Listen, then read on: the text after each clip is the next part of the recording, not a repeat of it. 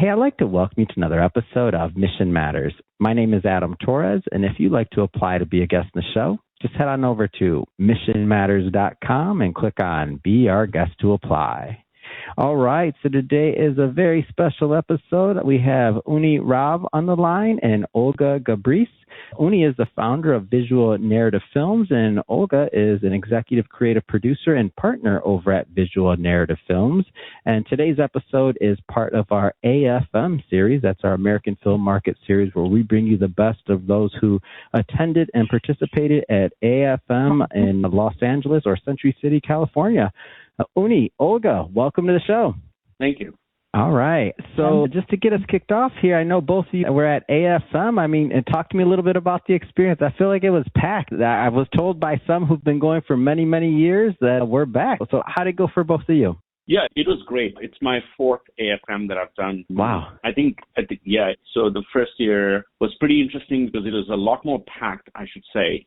And then the last 2 years was interesting, especially the one in Vegas was very interesting. It was kind of a different format, which is not very similar to the stuff that we did back in the day. But then I'm really glad that they brought that format back, which is much more efficient format that's in LA.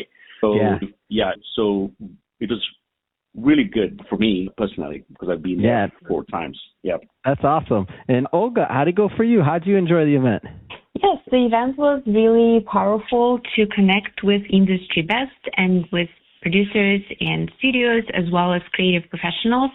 We as a team, we did have a lot of positive meetings with multiple individuals and companies with our 3-film slate. So definitely it did help to go as a team with Unni and our third partner, KD, where we were able to talk about our slate, what we've been working on this year, plans for next year. So overall, it was very productive, and we are now in touch with multiple people on the next step. Man, that's awesome. I love it. I love to hear people getting stuff done. And I did hear it was a step up from, let's just say, the Vegas format. I felt like some of the people that had been there a while, they're like, okay, it was much more convenient, user-friendly. So that's what I'm talking about. Year by year, hopefully it gets bigger and bigger. So, Unni, let's switch it up a bit here. I do want to get into what you're doing at Visual Narrative Films. So you're a founder, of course. So talk to me about the production house and your vision for it. Sure. So I'm a DP, a cinematographer by profession. I've done almost 4 features right now, and 3 of the features are under Visual Narrative Films co-production.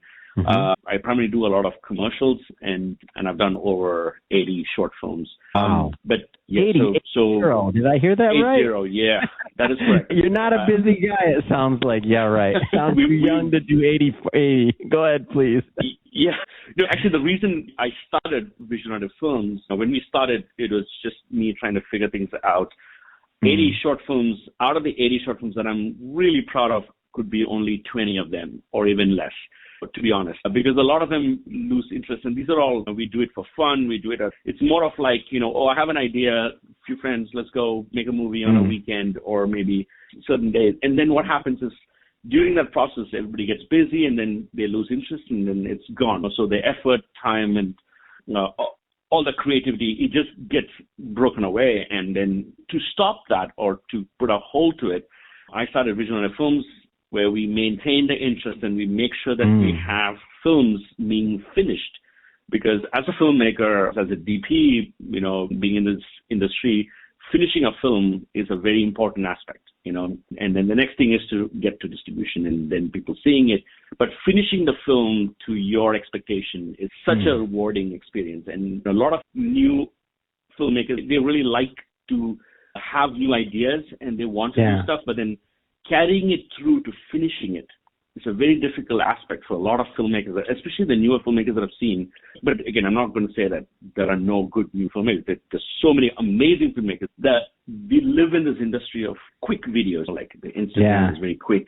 Everything is so fast. But filmmaking, to keep it very interesting, keeping it very creative, it takes time. There is lighting involved, there is camera movement involved, there's editing involved, there is so many things involved. So it's not a cookie cutter type of format.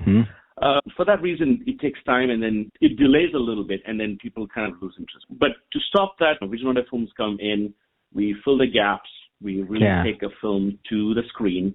From script to screen is what we really like to say.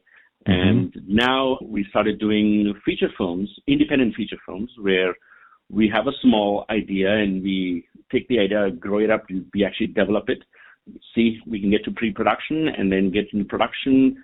And now we have kind of put small seeds into getting into distribution. So we're now working with very few distributors that we met at AFM. And AFM has been a humongous platform for me. And as I said, I've only been there for 4 years. And I remember the first year to the fourth year that we had.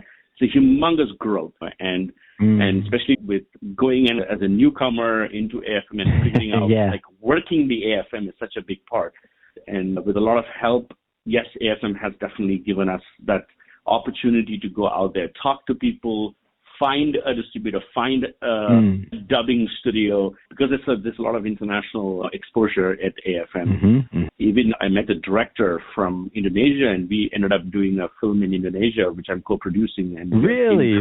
I love hearing stories like that. That's great. Yeah, so I met the director, his name is Samir, and he owns Silver Binds Production in Jakarta, and we went into production last year. So we finished the schedule. We're waiting for the next schedule to start in early 2026. So it's a great space for like-minded people to come in and join hands, join forces, and then get into making very creative work, So, yeah, I love hearing stories like that. That to me, that's a huge success story. Meeting somebody, networking, and then going out and creating something with them, making a business, making contacts like that. And I feel like year over year, I've talked to some of the people that have been going in for a long time as well to AFM, and it seems like year by year, those that stick it out, those that come, those that over time, it's almost. And I'm saying this, you didn't say it, but I'm just saying it's almost like the universe or something. Like it brings these people together, and you push through, and year by year, you get better, other people get better. There's almost like different seasons. No, it's true. It's true. And even this time when we were there, myself, Olga, and KD, all three of us met an Australian company who was interested in our slate of films. We had a really good conversation. They're very open to figuring out how they can work with us going forward. Again, it's a great space for especially people like us, who are very, very new / we are also a very upcoming indie production company. We're small. We're not studio level. But knowing for the fact that we have an opportunity to go to AFM and put our foot down and for people to look at us and see our slate and be interested in our slate of work, it's a very rewarding place. That is great. Olga, I got to get you involved here too. So as a executive creative producer, in working with your team and going in there and doing what you do, talk to me. How do you approach this? Yes, so at Visual Narrative Films, we're very much a developing company that takes care of projects at all stages. We love to be involved as early as possible, so we don't only work on packaging or completing the project for marketing. We love to get as early as development and script writing, and also sort of leveling up each individual story.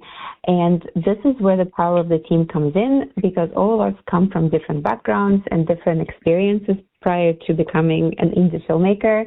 As Unni mentioned, he's a DP. Our second partner, he's more of a creative director who does graphic design as well as screenwriting, directing, and post-production. Whereas my background is in business and tech. Prior to becoming a full-time filmmaker now, I've spent a decade in big tech, working for companies like Atlassian, Levi Strauss, developing schedules, roadmaps, and kind of architecture to bring new products and new features to life. And all of this really comes to as a value to a role of executive producer or creative producer, because in the end of the day, it's all strategy, it's all business, it's all not only looking at specific creative elements, but also being able to make business decisions and have an outlook. What's next? What is that we're doing that's going to create a difference? Because a lot of films, especially short films in the indie space, they're done and then sort of live on their own. They go to some festivals or stay somewhere online. Whereas we at VNF, we look at long-term picture. We want films to be successful. We want them to have a life. We develop them in a way that it resonates with the audiences across the globe. We want people to talk about the films long after the credits, so they don't just leave the theater with a glimpse of what they've just seen, but also keep thinking about it, keep talking about it. And that's where our full production house comes into place, from development to producing to principal photography, post-production and distribution. So we can establish that relationship with filmmakers, with our own projects, so that they have a live, long-term visibility and ideally global exposure. So, it applies to all our partners and our own films in-house. Yeah. Next question. I don't know who wants to take this, or if both of you want to take it. Completely up to you. You mentioned the slate of films and what you're working on. Who wants to tee that up? I got to hear about some of the projects either that you're completing, in the middle of, working on, wherever you want to take this. I want to hear about the films. So who wants to go on that one or start? Olga, do you want to take that? What if you go with the two films that are completed and in pre-pro or post, and I will go with co-dev? Okay. I like it. This is the sign, hold on, for the audience, this is the sign of a well-functioning team right there, on the fly. Go, I'm in. That's how you finish films right there. That was a master class for all that are listening. Please continue. Great. So we co-produced the film in 2024. I would say 2023, we started the conversation development, and then 24, we shot the film. We went to Mount Shasta. We filmed it. Took a bit to get to post-work, and then we kind of four-walling right now. We actually took the film to screening at AFM. That was the biggest highlight of this. The name of the film is The Lemurian Candidate. It was a psychedelic buddy comedy. The director is a very good friend of mine, Casey Cooper. He also owns Crossing Bridges. It's another production company owned by Casey and his wife. They've done another film back in the day called Zena, and I met him on a featured documentary set, and we kind of hit it off really well. I've been working since 2022 onwards with him. And when we finished the film, Visionary Films and The Crossing Bridges, we both co-produced Lemurian Candidate. We took the film to AFM, screened it. It was ready for distribution. We've been getting some really good deals. We also started four-walling the film so that we get a good buzz around specific territories that we think will definitely work, which is to be upfront. We shot this in Mount Shasta, so Mount Shasta has been a great place, and we've been getting almost 6-7 weeks of four-walling there, which is pretty awesome. That's not normal. That usually we get 7 weeks of theaters, people coming to watch the film, which is amazing. We're trying different territories. We already set a couple of territories out there. It is a lot of work, but then we're definitely trying to pull that off. So that is one from Visionary Films and Crossing Bridges. So that is that. The second one is called Boundaries, which the other partner in our company, his name is KD, his name is Kirandeep Karnati, in short KD. He's the director of the film, and that is it's a woman empowerment, a sports drama film. It's a very unique niche type of a film which hits like the Indian diasporic audience, and we're looking at it at a pretty strong international exposure for it. And we actually took it to AFM. We had our trailer set. We also screened the trailer at AFM. But when we spoke to the distributors and we had a specific idea on how we want to attack distribution, they were really excited about it because they knew that we did a lot of homework upfront before we even got into production. In fact, during development, we had a lot of conversations, myself and Katie and Olga. We all had a conversation on how and where we need to target the film. What's our targeted audience and where and how we're going to put that out there. It is very clear in paper. We had that in set so that the distributors knew what we want to get into. So, which is really helpful. At this point, that's what we're trying to do. Like with other films going forward, is we definitely want to have a very strong, specific, targeted audience.